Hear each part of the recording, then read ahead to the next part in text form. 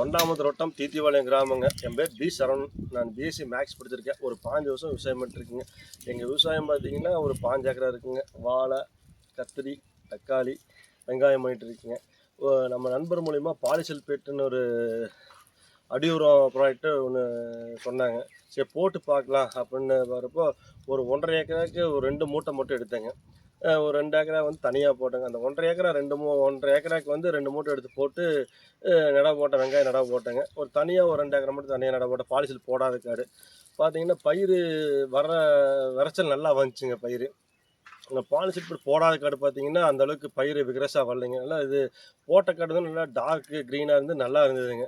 அறுவடை பண்ணுறப்ப அப்புறம் 55வது நாள் அறுவடை பண்ண போகிறப்ப பார்த்தீங்கன்னா அந்த பாலிசில் போட காய் வந்து நல்லா கலர் இருந்தது, நல்லா சைஸ் இருந்ததுங்க. அறுவடை பண்ணி நம்ம பட்டறையில் ஸ்டோரேஜ் பண்ணி வைக்கிறப்ப வந்து பாலிசல்பேட் போட்ட அந்த 1.5 ஏக்கரா காடு பார்த்தீங்கன்னா மார்க்கெட்டுக்கு நல்லா வியாபாரத்துக்கு நல்லா பிடிச்சது. 30 to 40 ஈல்டு வைஸ் நல்லா இருந்ததுங்க. ஆனால் அதே போடாத காடு பார்த்தா கலரு வந்து அந்தளவுக்கு குவாலிட்டியாக இல்லை, அந்தளவுக்கு மார்க்கெட்டுக்கு கொஞ்சம் பிடிக்கலைங்க. ஏக்கராவுக்கு ஒரு 75 கிலோ கம்மிலாம் போட்டோம்னா பாலிசல்பேட் ரிசல்ட் நல்லா இருக்குங்க. அதில் பொட்டாஷும் கேஎம்எஸ் நல்ல ரிசல்ட்டு நல்லா இருக்குது. அது மார்க்கெட்டுக்கு வந்து 30 to 40% வந்து ஈல்டு வைஸ் வந்து நல்லா இருக்குதுங்க. நன்றி.